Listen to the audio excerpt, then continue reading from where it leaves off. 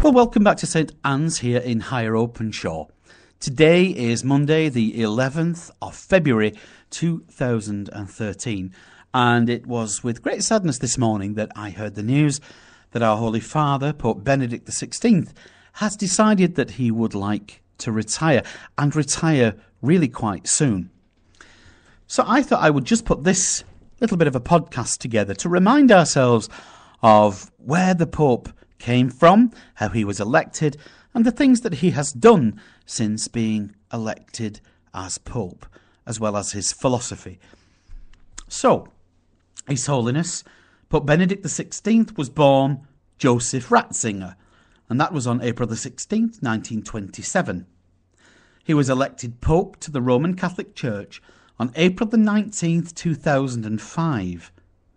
As such, he then became Bishop of Rome, sovereign of the Vatican City-State, head of the College of Bishops, and head of the Roman Catholic Church. Benedict was formally installed as pontiff during the Mass of Papal Installation on the 24th of April 2005. At the age of 78, he is the oldest pope to be elected since Clement XII in 1730.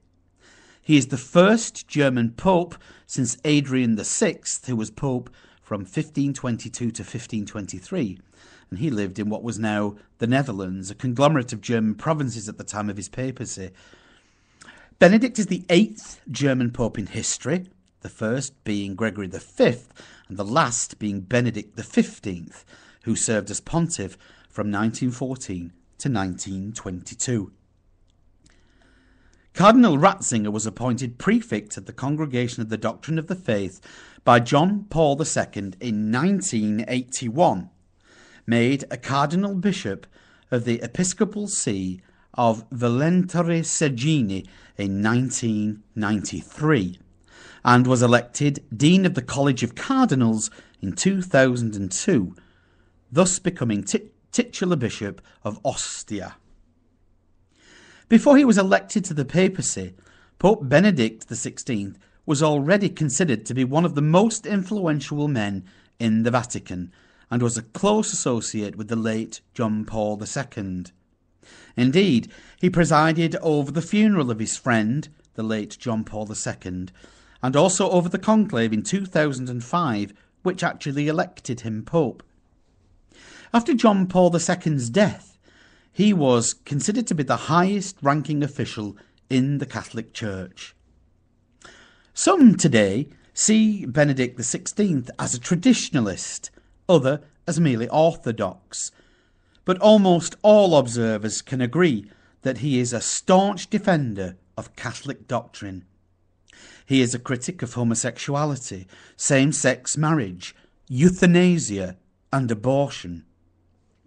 He has spoken out about the unique role of the Catholic Church in salvation, and has called all other Christian churches and ecclesial communities deficient.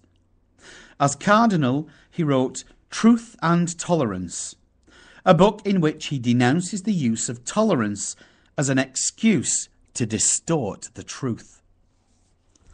Benedict also participated as a priest in the Second Vatican Council, and has continued to defend the Council, including Nostra Aeternate, the document on respect of other religions and the Declaration of the Right to Religious Freedom.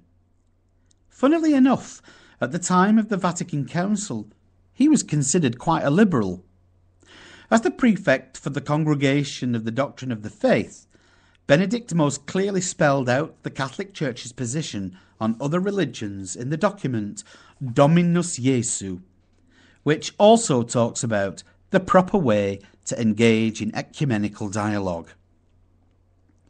On January the 2nd, 2005, the secular magazine Time magazine quoted an unnamed Vatican source as saying that Cardinal Ratzinger was indeed a frontrunner to succeed John Paul II should the Pope ever die or become too ill to continue as pontiff.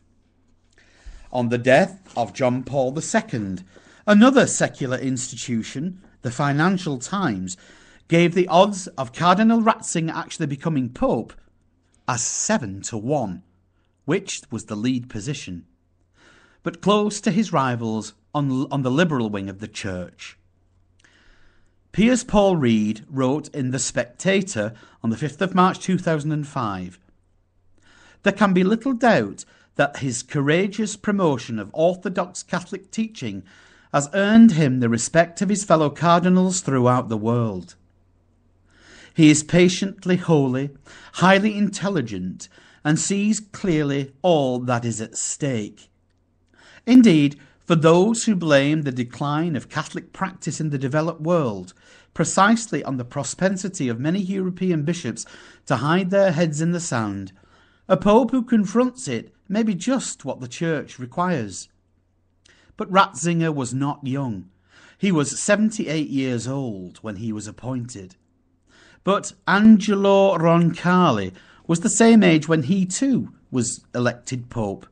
He became John the 23rd, and he turned the Catholic Church upside down by calling the Second Vatican Council, which was perhaps the best-loved pontiff of modern times. As Jeff Israeli, the correspondent of Time magazine, was told by a Vatican insider at the time, Ratzinger as pontiff is surely on. However, it's important to note that Cardinal Ratzinger's election to the papal office was by no means certain. In conclaves, men who are considered frontrunners to be the Pope often are not elected to the office at all. At times, men considered absolute certain to win the election often do not win it. And this expression has led to an old Italian saying, "He who enters the conclave as Pope leaves as a cardinal." Benedict has repeatedly stated at the time, Benedict has repeatedly stated recently that he would like to retire to a Bavarian village and dedicate himself to writing books. But more recently, he told friends he was ready to accept any charge God placed on him. After the death of John Paul II on April 2nd, 2005, Ratzinger ceased functioning as the prefect of the Congregation for the Discipline of the Faith. As Pope, it became his duty to decide who would follow him in that post. Benedict, we remind ourselves, incredibly speaks 10 languages, including German, Italian, English, ecclesiastical Latin. He's also fluent in French and is an associate member of the French Académie des Sciences Morales de Politique and has been since 1992. He is a very accomplished pianist with a preference for Mozart and Beethoven. He is the 8th German Pope, but only the 3rd after Clement II and Victor II to come from the territory of modern-day Germany. The last Dutch-German Pope, Adrian VI, was elected in 1522 and died in 1523. He is also the oldest cardinal to become Pope since Clement XII in 1730, who, like the Cardinal Ratzinger, was elected to the papacy at the age of 78. In April 2005, he was identified as one of the 100 most influential people in the world, again by the secular magazine Time. On April the 19th, 2005, he was elected as the successor to John Paul II on the second day of the papal conclave. On his first appearance at the balcony of St. Peter's after becoming Pope, he was announced with these words: "I announce to you great joy. We have a Pope, the most eminent and reverend Lord, the Lord Joseph, Catholic of the Holy Roman Church Ratzinger, who takes to himself the name of Benedict XVI.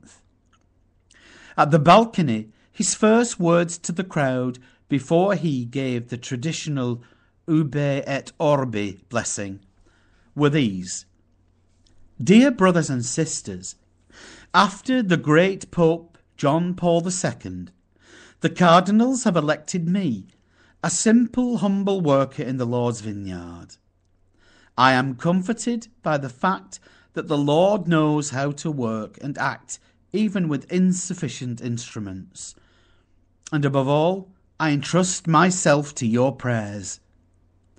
With the joy of the risen Lord and confidence in his constant help, we will go forward. The Lord will help us, and Mary, his most holy mother, will be alongside us. Thank you. In a pre-conclave mass at St. Peter's Basilica, he declared, "We are moving towards a dictatorship of relativism which does not recognise anything as definitive and has had its highest value one's own ego and one's own desires." For some Catholics who had hoped for a more moderate choice, the selection of Cardinal Ratzinger caused immediate consternation because of the views that Benedict took as Joseph Cardinal Ratzinger on the necessity of Jesus and the Catholic Church for salvation, on other religions, and on social issues such as homosexuality and abortion. To others, Cardinal Ratzinger represented a type of orthodox Catholicism, which they hoped to see a continuation of during his reign. Pope Benedict XVI has taken positions similar to those of Pope John Paul II and has been seen as a staunch defender of Catholic doctrine. He has made it clear that he intends to maintain traditions and not to give in to modern pressures to change policy on such issues as birth control, abortion, and same-sex marriage. Benedict XVI does not believe in relativism, an idea where morals are relative and not universal. Instead, he believes morals are universal and unchanging, and therefore should not change as times change. So really, this just gives a brief outline to the history of Cardinal Ratzinger, who, through God's blessings, became Pope Benedict XVI. As a priest who has worked through his ministry as the Pope, I think he has been a complete blessing on the Church. And I hope that God, in his wisdom and the Holy Spirit working through the cardinals, will elect for us, God's Holy Church and family, a great Pope to follow a great Pope. May God bless our Holy Father as he retires. God bless our Pope.